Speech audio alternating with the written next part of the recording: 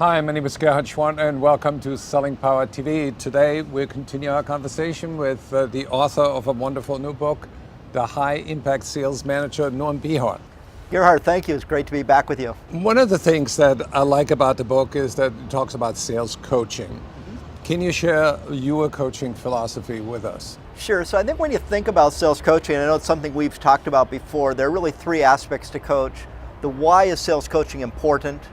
What are you going to coach on, and how are you going to coach? And one of the areas that we really dive into in this book, we actually cover all of those areas, but the area that I think is really interesting is the whole notion of a coaching mindset. As you know, you and I discussed before, most sales managers came from the sales ranks, and that was really about being an individual contributor.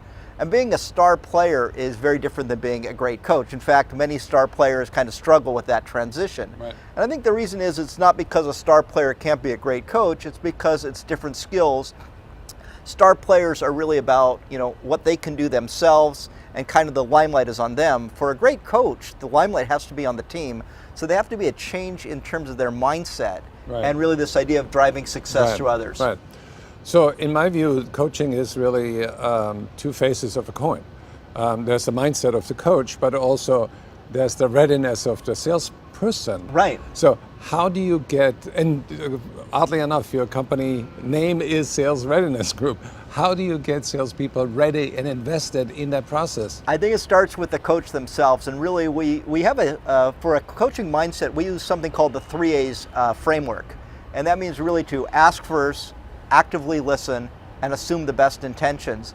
And it's amazing, these three simple attributes will really create great receptivity on the part of the salesperson. Right.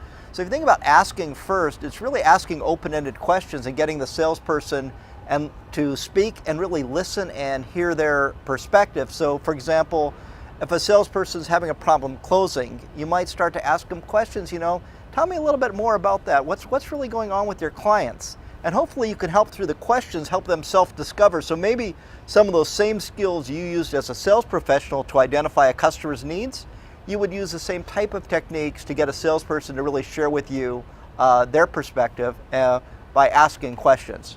So you're sort of the facilitator, you ask and you raise the level of awareness. Yeah, you really want it to be their own self-awareness, right, that is driving that. So the second A is actively listen. Mm-hmm. What does that mean? Actively listen means that you and I are having a conversation, I'm listening to you, I'm taking it in, I'm really interested in your perspective, and I'm not only just hearing the words that you're saying, but I'm trying to understand them. I may ask questions for clarification. I'm also looking at the body language. Are you just saying the things you're saying because I'm your boss as a manager, or do you really believe those? So I'm looking at physical and body language as well as just the words that I'm hearing.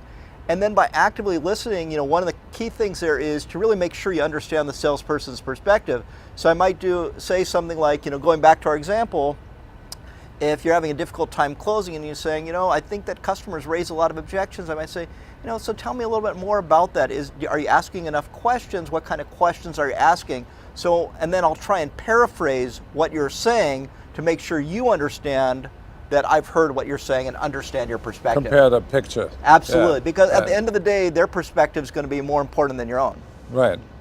But the last one is kind of difficult in my opinion, which is assume the best intentions. So, because sales managers are often prejudged. Right. Well, I think that the sales managers have a temptation to really race to a conclusion. And even if their conclusion may be right, it's still not the best practice from a coaching standpoint. You want to assume the best of intentions. You want to make sure that the salesperson has an opportunity to offer their opinion, that they can really benefit from the coaching itself. I think managers sometimes go into tell mode. Well, let me share with you how I did it when I was selling. Right. Huge mistake. We want them to ask questions, we want them to listen, and we want to assume that the salesperson really does want to drive their own self-improvement. And I think that will create a great level of receptivity. Right.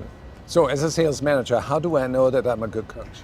So some of the things that you can look for is, do your salespeople actively want you to join them on sales calls to observe them? Not necessarily to help them close business, but to come in and really watch what they're doing and then share your perspective. When you leave that sales call, are they feeling pumped up and inspired and wanting to have that conversation with you? or are they feeling kind of downtrodden and waiting to hear, what criticism you're going to offer? Are you starting with positive feedback first? You and I had a conversation before we started the video shoot based on some work you're doing on the importance of positive reinforcement. We really want to always have the salesperson share with the salesperson something positive we saw, and then let them self-discover some of the areas for improvement. So those would be some of the ways to really assess whether you're a good coach. Thank you, Norman. We're going to continue our conversation where we focus on managing the sales pipeline. Gerhard, thank you. Pleasure.